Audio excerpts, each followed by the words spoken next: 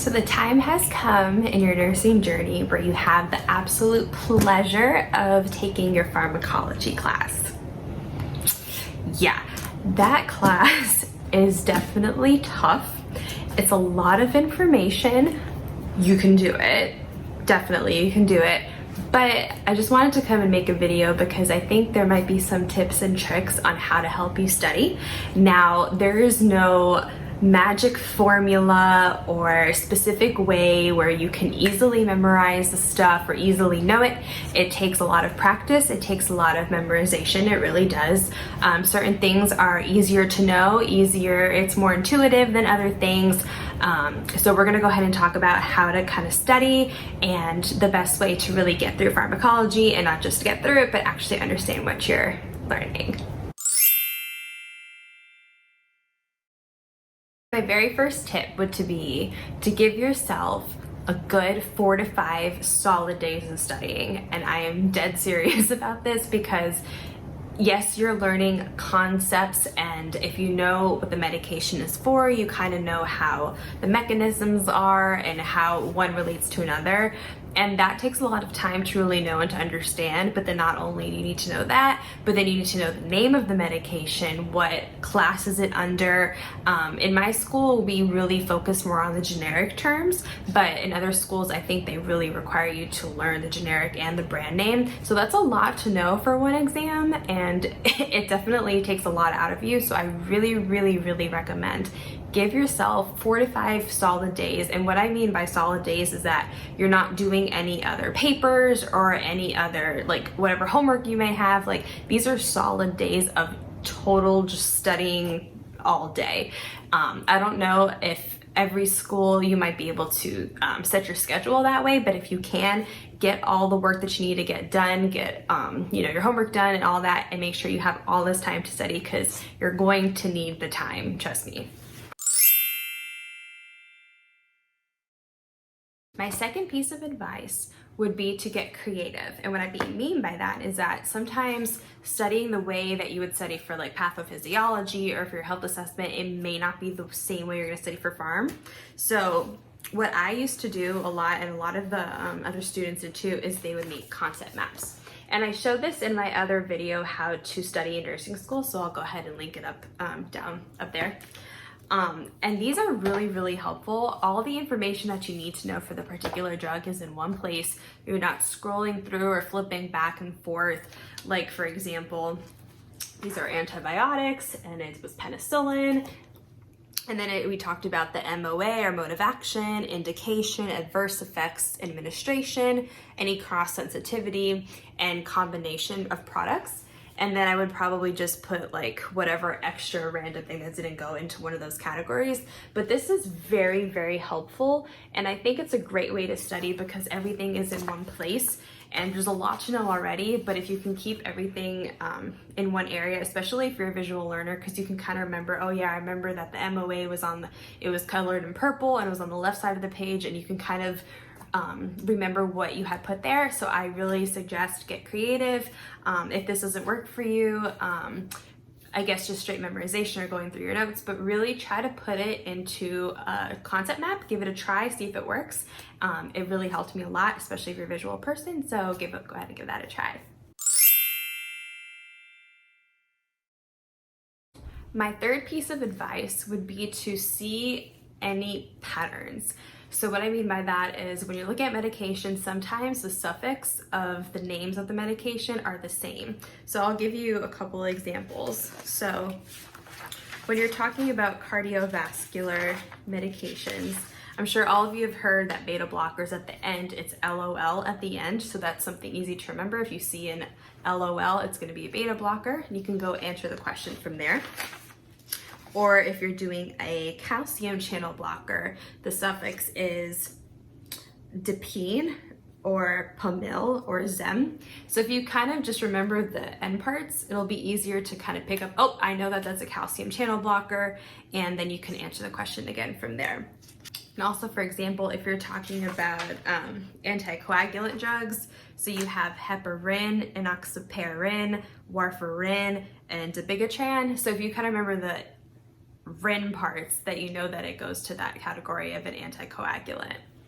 And then if you have, if you want to reduce your lipids, you have statin on the end, which I'm pretty sure a lot of you have heard of. So just kind of remembering those patterns kind of helps group all the medications together, because if you can't remember like the whole name, at least if you see statin or warfarin or whatever, you can kind of think, okay, I heard of that. I know that it goes to this particular drug, goes to this particular class of drugs, and then you can answer the question from there.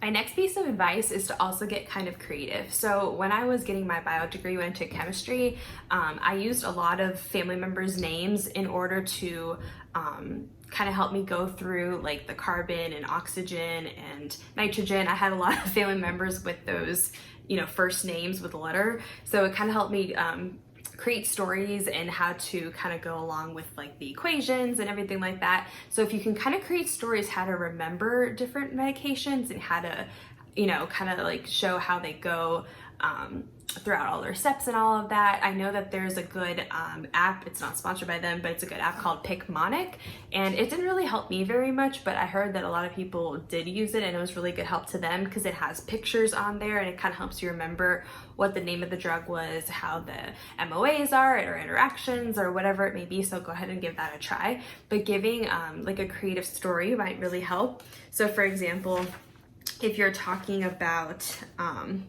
angiotensin receptor blocker, they're called ARBs, and the suffix of those medications are sartan. So for me, how I remembered ARBs as carbs and sartan as Satan, and that, you know, Satan is bad and then the carbs are bad to eat. So I kind of you know, mesh those two together, and that's how I remember it. And sometimes they're gonna seem so stupid and so dumb, but they're probably gonna be so weird and creative that you're gonna actually remember it on your exam. And honestly, just doing whatever kind of story kind of helps you remember them, that's really the key. And you'll kind of remember them forever because it's just something that just gets stuck in your brain because it's so bizarre. But just kind of getting creative in that way, I think will really help. So when you're studying the drugs, the MOAs, a lot of it is just pure memorization. Sometimes it's just hard to really come up with a story. It's just something that you actually need to know. But when it comes to like side effects and all of that, sometimes, you know, a lot of the drugs that do kind of the same type of purpose are going to have the same typical side effects.